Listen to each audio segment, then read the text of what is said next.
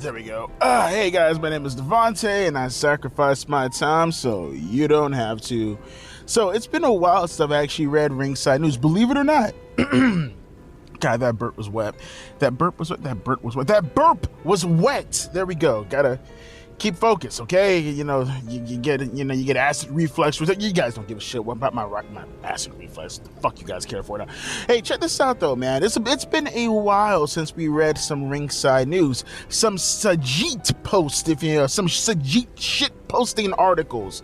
But this is a little bit. I don't want to say concerning. I don't feel like that's the correct word. I want to say, let's say concerning. Problematic. Let's say that. That's a favorite word of most problematic. I feel like this is incredibly problematic because the Undertaker is backing down.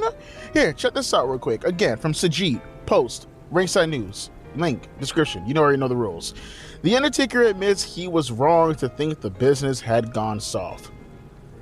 The Undertaker will forever be regarded as a legend in the world of professional wrestling. His contributions to the business will never be forgotten as he has given 30 years of his life and sacrificed his body. To WWE. He's been wrestling longer than whatever. He has finally admitted that he was wrong to think the business had gone soft.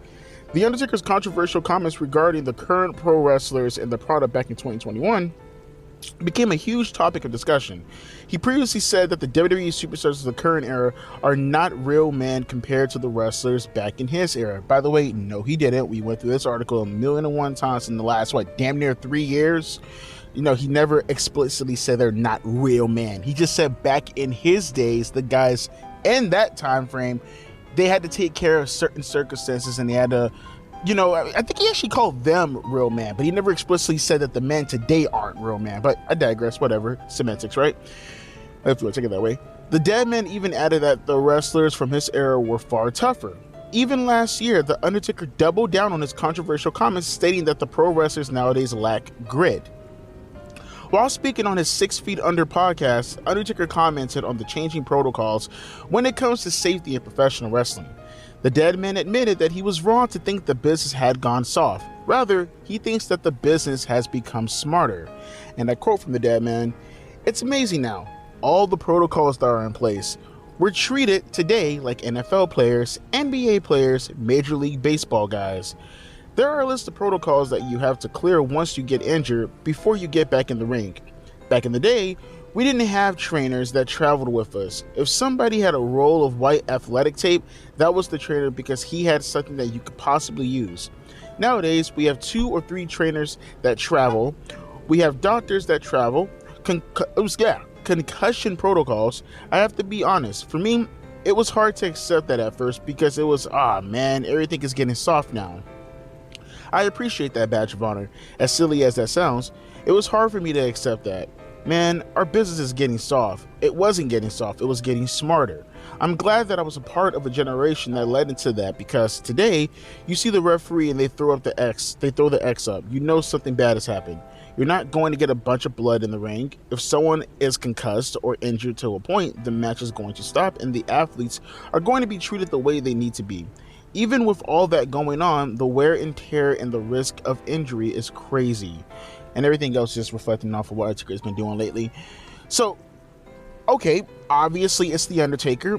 Whatever he says goes, flat out. I think I said this plenty of times before, but the 2 people in this world, when it comes to professional wrestling, where I just don't question it. I don't, at least when it comes to professional wrestling. If they say this within the context of professional wrestling, I don't question it. I just go along with it. Jim Ross and The Undertaker. Those 2 say something in regards to the business, I do not question it. I sit back, I listen, and I shut the fuck up because it's The Undertaker and it's Jim Ross. Both of those combined have nearly a century of knowledge. You shut the fuck up and you listen. And I'm going to listen to what Undertaker's saying right here. But I want to say this though. Is he wrong that the business has gotten smarter? Yeah, they have. It's not as if See, I'll put it to you this way. Again, Undertaker's not wrong. I mean, Undertaker's never wrong, but in this instance, he's definitely not wrong. I can see where he's coming from, but I think that's in stark contrast to what he was actually more so alluding to when he was talking about the wrestlers being real men. Because remember, what he was saying back, in 2021, January or February, he was saying that he didn't believe they were real men because of how they conducted themselves, their etiquette, as far as how they carry themselves. I don't think Taker ever said that they were not real men because, I want to see them get concussions. No, he never alluded to that. I see what he's saying right here, and I understand where he's coming from, but that's not what Taker was alluding to. That's not what any of us were alluding to when we talked about wrestlers getting soft. When we said wrestlers getting soft, I can tell you explicitly, I'm not talking about the guys being tough and buff and taking injuries, because a bunch of guys nowadays, they still do the whole little tripe, which honestly I think is kind of stupid. You know what I mean? That's what I mean when I say Taker isn't wrong in regards to getting smart. I think some of the wrestlers are dumb as fuck nowadays. When you get injured and then you still try to continue the match, that's not tough. That's just stupidity. I can see where he's coming from in that manner. Depending on the injury, obviously depending on the injury. Like if you have a broken ankle or a fucked up arm like Daniel Bryan, okay, I can understand that to a certain degree. But if you have a flat out concussion like Jon Moxley, for example, who took another move right after the concussion because it was that severe, you're a dumb fuck. You're a dumb fuck. You're fucking with your brain. You're a complete and utter dumb fuck. Mick Foley, Hell in a Cell, 1998. As memorable, as iconic as it is, Mick Foley was a dumb fuck. You know what I mean? I respect the ever-loving shit out of Foley. A complete and utter dumb fuck. There is no way, after doing the things that he did in that match, should he have continued. The announcement table spot, okay. I can understand that, and even then, because he actually legitimately, if I'm not mistaken, fucked up one of his... No, I think he fucked up his shoulder when he took the bump off the Hell in a Cell. But when he went through the ring, no, you're a complete dumb fuck. Your head not only hit the back of the floor, for real, not only did a chair fall on your face and knock you out for real, you had a tooth lodged up your fucking nose. Like, you're an idiot. Like, I don't know what to tell you. You're an idiot. That's not tough. That's just fucking stupidity. But we're talking about the attitude of some of the wrestlers also.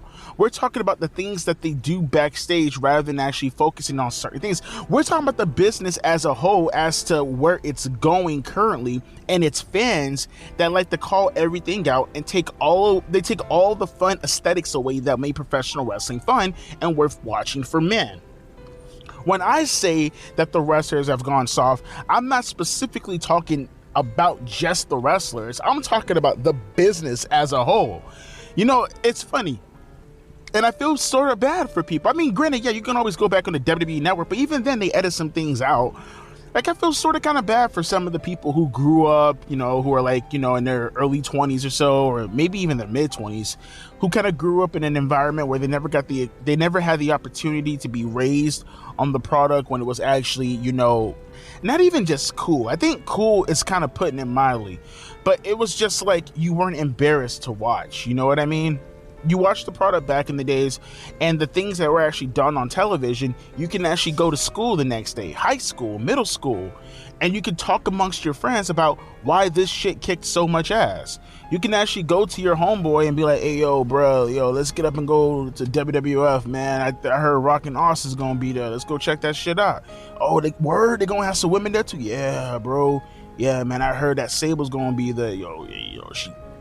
She got the bang. That kind of shit like that. You had college kids, bashing cans across their head and being retarded. And it was just something that was an escape for men. And I'm not talking about that Portland, Oregon crowd from AEW last night. No, real men. Not those soy boys, not those Dungeon and Dragon guys. No, not those wrestling otakus, not those Brian Zanes. I mean actual real men. Men like Spike TV mansers. Grrr, I like to fucking take my fists and punch windows because it makes me manly. That type of manhood.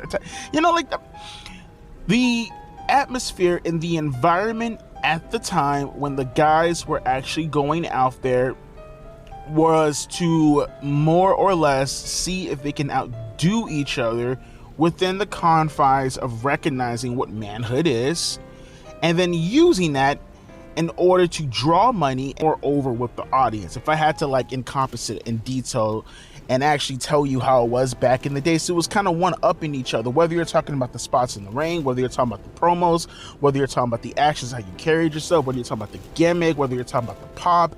Everything was about one-upping each other, but it was one-upping each other within the context of manhood. You know what I mean? And to see the wrestlers today, and I'm not trying to sit here, I'm not shitting on wrestlers who play video games and stuff like that. I'm not necessarily shitting on you, because it's not as if the guys in the Attitude Era didn't have Super Nintendos and, you know, N64s backstage. They had that shit backstage. But it's to say that when you're using the video games as an influence in order to get over in an environment like professional wrestling, and you use certain elements in order to describe the wrestling business, and what you're not willing to acknowledge, as a matter of fact, what you're willing to push away from, all those elements that you're pushing away from and what you're influenced by, you're pushing away the manly stuff, and you're pushing away all the stuff that makes, you know, masculinity a thing within professional wrestling. And then you have the men in themselves who are now being influenced by this type of environment. And then from generation to generation, because right now we're probably 2 generations in since the whole stuff happened with the Attitude Era now passing by. It's 25 years now, right? Like, that's the kind of environment that I'm talking about when I'm discussing professional wrestling. Like, I'll give you an example. Take someone like a Kenny Omega, right? And you hear how he describes professional wrestling. He describes professional wrestling within the context of performance art. You know, and it's not to say that he's wrong technically, but when you're eyeing the business in that type of manner and you're calling it that rather than actually focusing and honing in on the aspects of, you know, manliness and manhood, when you're honing in on that and you're not looking at it from the aesthetic of, oh, you know, it's a performance art, you know, we're just skipping around and we're doing things that, you know, theater kids would do. That's what I mean. You're kind of separating yourself from because that's not what professional wrestling has always been about. That always has been an element in professional wrestling, but that was never the focal point. In the grand scheme of things, you can say that professional wrestling is in the same genre as theater. Yeah, you can absolutely say that. We all recognize that. But within the concept of the genre of theater, when dealing with professional wrestling, the aesthetic and the actions that were prompted within that subgenre of theater was specifically for men. And we didn't just take the prompt or the title of theater and then, like, you know, now we're like pretty much, we're pretty much taking elements from any other perspective of your normal theater. You know what I mean? Like your theater that you would go to and you would go with your girlfriend and watch, or something along the lines there, or opera, or, you know, Hamlet or something like that. Yeah, obviously it's within the same genre, but we don't put ourselves, it's almost like, if I had to give a perfect example, it's like talking about rock music. You know what I mean? It's like, technically speaking, rock music is Elvis Presley, Chuck Berry, you know, it's stuff like that. Fats Domino, you know, Bill Haley in the Comets. That's rock music, obviously. But if I'm walking up to you and I got a flannel shirt on, and, you know, I have a suicidal tendency shirt on, and I have ripped up jeans, I'm wearing Doc Martens or Converses or something like that, and I'm walking up to you, like, do you think I listen to Elvis Presley? Or would you think I listen to, like, Pearl Jam and Nirvana? Like, what do you think? Yeah, they're both rock music, but obviously one is a little bit more edgier and a little bit more heavier and has a little bit more of a rebellious notion to it. It's not to say that these things aren't heavy or have a little bit more of a rebellious notion, because that's what rock music is overall, is being rebellious. But there are two distinct, different type of rebellion. Again, aesthetics. That's all it is. It's two different aesthetics, even though it's within the same genre. Yes, that's theater when talking about professional wrestling. Yeah, it's all theater, but you cannot compare Hamlet. You can compare it on a fundamental scale, but you can't take Hamlet and then put it right next to professional wrestling, is what I'm trying to say. And I feel like professional wrestlers nowadays are going more towards Hamlet and straying way past or away from what professional wrestling really is. That's what Undertaker was trying to get across in the beginning, that people took out of context and they try to use it about themselves as an individual. You have people who actually threaten to fight the Undertaker, looking at you, Matt Riddle. And it's just like, the fact, you know, I'll put it to you this way with the Undertaker. The fact that you even have to come out to have to even reiterate your own point to discuss this? 3 years, nearly 3 years. I think it'll be January or February of 2024 when it will reach 3 years since The Undertaker talked about this. The fact that The Undertaker has to even do this to reiterate his point, to now maybe cuddle some people's feelings, that in itself should tell you that the business has gone soft.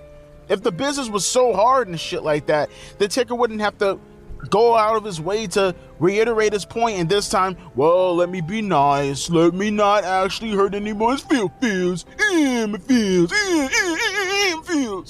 Taker wouldn't have to do that, but he did it. And you know, props to The Undertaker. I love The Undertaker. Like I said, anything he says goes when it comes to the wrestling business, and I don't disagree necessarily with what he said.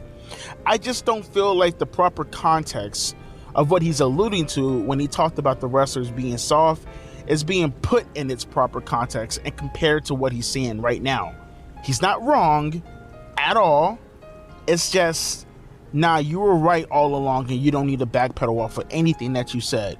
Taker's the fucking man. Taker's a legend. What he says goes. And even if he didn't say that, even if he didn't say what he initially said about the wrestlers being soft, if anybody would have said it, hell, goddamn Hornswoggle could have said it. And the truth is the truth. Objectivity is objectivity. We have eyes and we have a brain. We have memory functions. We can remember how the wrestling business was at one point versus how it is right now. And now you tell me, do you believe the wrestling business today is anything? Okay, I'll end it on this note right here. AEW or WWE? You guys tell me. The evolution of the wrestling business. We go from Harley Race. Picture Harley Race in your brain right now. Picture Harley Race, okay? Now picture him in a steel cage match with Ric Flair at Flair for the Gold. You get that? You get that match in your head? You don't have to have that match here. Just picture Harley Race. Now, 40 years later, picture Kenny Omega. Did the business not get softer? Huh? No? Oh, okay, whatever. I guess you're just blind then. As always, my name is Devontae, and I'm gonna catch you guys later. Deuces, P.I.S.